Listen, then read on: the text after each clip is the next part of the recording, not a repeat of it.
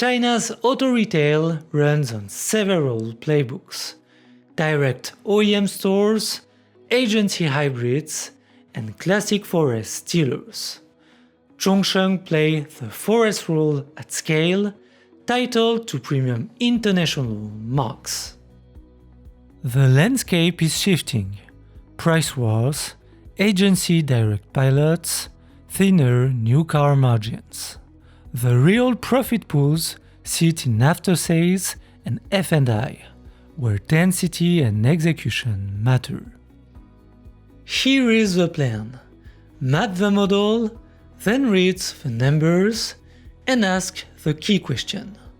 Can Zhongsheng regain momentum from here?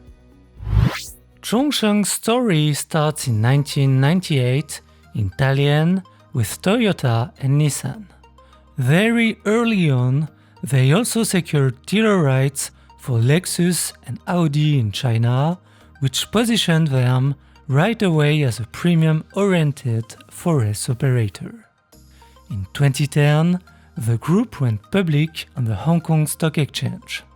That listing gave them the firepower to move from a regional player to a national network.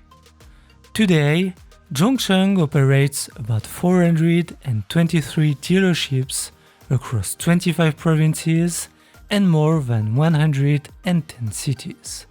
The portfolio is anchored in Mercedes-Benz, Lexus, Audi, Porsche and Land Rover, and completed by Toyota, Nissan, Volkswagen and Honda.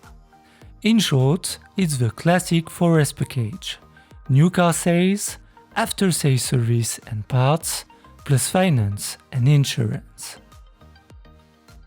As noted up front, China's auto retail uses 3 operating playbooks. First, you've got direct OEM retail. The carmaker owns the stores, sets the prices, and controls the customer relationship from A to Z. Think Tesla. Some NEV players are doing the same now, with pretty large direct networks of their own. For example, AITO. Second, there is the agency or hybrid model. Here, the OEM sets the price centrally and the outlet acts more like an agent. It earns commissions and provides local services, while most of the inventory risk stays with the carmaker. Several EV brands have tried this or moved to mixed channels.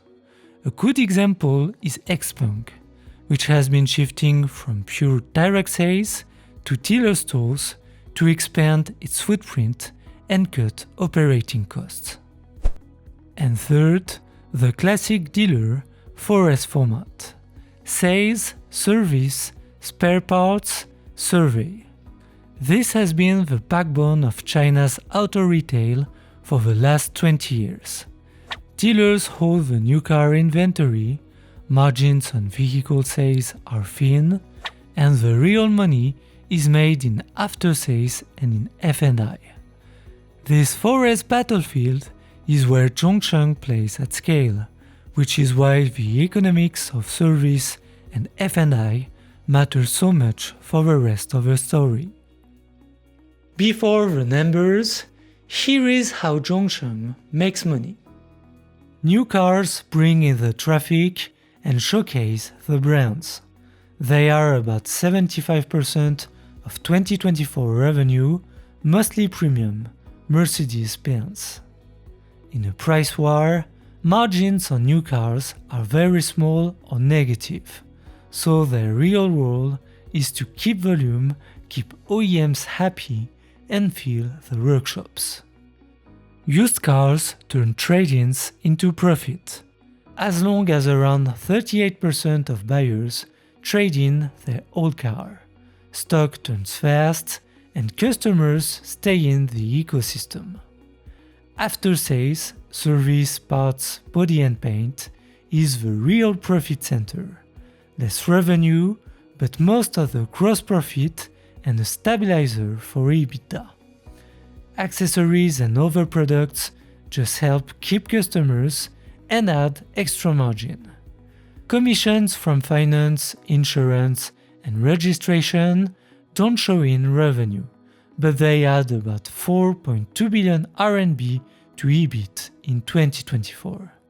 That's why execution in each store matters so much. Take-up rates, compliance, attachment, not just showroom traffic. All of this works better with dense local networks, shared service platforms, and digital tools that bring customers back. With that map in mind, let's read the charts in sequence, starting with revenue. On the revenue chart, the line is pretty clear. Revenue almost triples from around 60 billion RMB in 2015 to the mid 170 billion RMB by 2021. Then, it more or less flattens in 2022-2023 before slipping slightly in 2024. Early on, growth came from building out the network and pushing into premium. The recent soft patch reflects price pressure, agency direct pilots, and a weaker ticket in used cars. In H1 2025, revenue is down about 6% year-on-year, so that cooling is still very much in view. We'll skip EV to revenue here for a simple reason. So much of the top line is low or even negative margin new car metal that the denominator is bloated and the ratio doesn't really tell you much. Once scale flattens, the real question is how much of each yuan actually sticks. That's where gross margin matters. You see it build to just above 10% in 2021, then step down to a bit above 6% in 2024 as discounting on new cars drags the blended margin lower. When you price the metal aggressively, vehicle growth is the first thing to get squeezed, and the model has to earn its keep somewhere else. Which brings us to the share of gross profit from aftersales. That curve climbs through the cycle, and in 2024, it actually goes above 100%. That's a clean signal. New car growth was negative on the year, and service and parts more than covered it. That's the 4S engine doing its job. Cars brings customers in, workshop and genuine parts turn that traffic into profit. Per delivery, F&I PVR RMB per vehicle is the other stabilizer. You see a stair-step move up from the mid-20s to a new high in 2024, as the F&I desk lifts unit economics with financing, insurance, and add-ons. It can't fully neutralize the price war on vehicles, but it cushions the P&L and rewards store-level execution, penetration, attachment, compliance. Put those layers together and the EBITDA margin ties the story. It strengthens into 2021, then compresses back to around 5% in 2024, basically an echo of a gross margin squeeze, but it doesn't crack because service throughput, the parts mix, and F&I discipline keep operating profits on the rails. Zhongsheng leads the 4S game for three plain reasons. First, Zhongsheng's brand mix is tilted toward premium authorisations, the cars people are willing to wait for, which fits higher value service and parts revenue over the life of each vehicle. Second, they build density clusters, several dealerships of the same brand in the same metro area. That supports a location, keeps workshops busy, and speeds up trade-ins versus single-site competitors. Third, they are consistent on execution, high service throughput, strong F&I per delivery, and solid OEM scorecards, customer satisfaction, EV readiness, compliance. Put it all together and you get the earnings path. EPS peaked at 3.55 RMB in 2021, then stepped down to 1.35 RMB in 2024. In H1 2025, basic EPS was 0.43 RMB, down 35.5% year-on-year versus 0.66 RMB in H1 2024. As we saw on the margin charts, a relatively small drop in revenue can translate into a much bigger hit to EPS when new car growth stays very thin, used car margins soften, and fixed store costs and incentives don't flex. That's operating leverage working on the downside. That's the EPS picture. The real question now is whether earnings can bend back up. What could bend the curve back up from here? 3 levers stand out. First, better pricing discipline from OEMs, fewer extreme discounts and clearer incentive schemes. Second, policy support for trade-ins, which would help both traffic and deal flow. Third, the mix. Zhongsheng has started adding Chinese premium brands, notably AITO, alongside its foreign encores.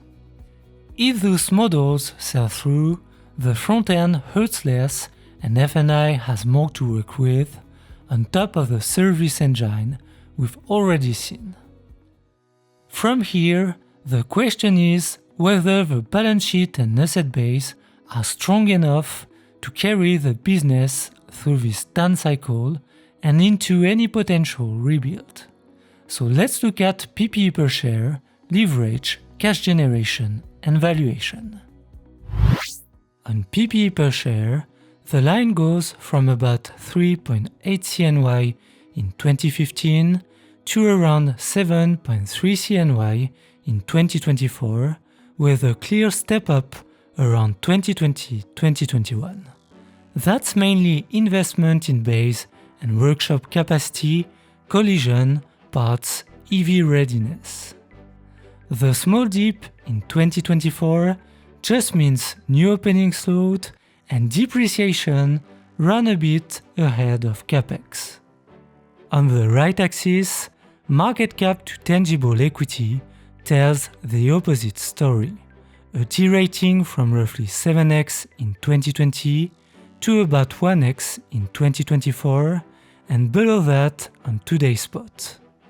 In plain English, the asset base per share roughly doubled, but the market now prices the stock close to tangible book. For a dealer, PPE per share is basically service capacity and local density. That engine is already built. On the balance sheet, gross debt went up with scale, but cash rose too. So net debt has been broadly contained since 2020. They borrowed mainly to smooth working capital swings on new car inventory and OEM incentives, to fund network and workshop upgrades, and to keep liquidity through COVID and the price war.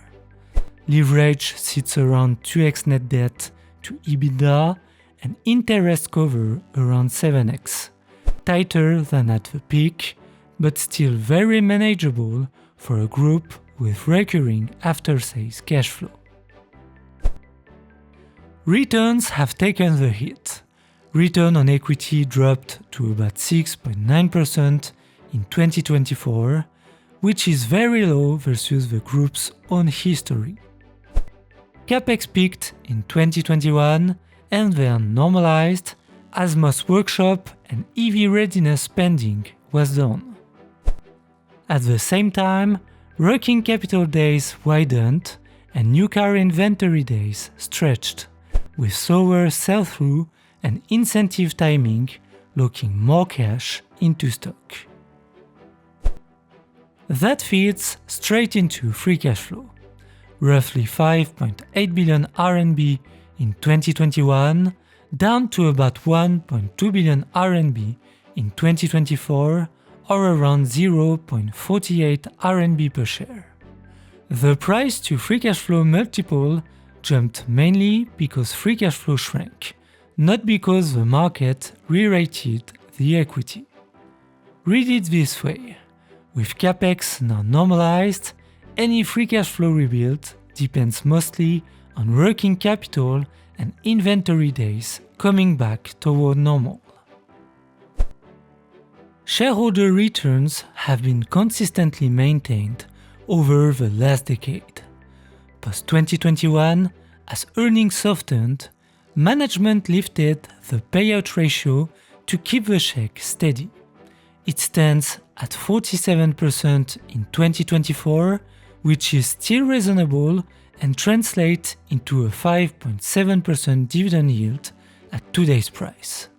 The message is simple: a reliable dividend flexed to support shareholders through the down cycle. Price has been extremely volatile over the last decade, with a sharp break after the 2021 peak, 76 Hong Kong dollar, down to 11.96 Hong Kong dollar today, consistent with a profit reset we've covered. On valuation, at 11.96 Hong Kong dollar, the financial year 2024 PE ratio is approximately 8x.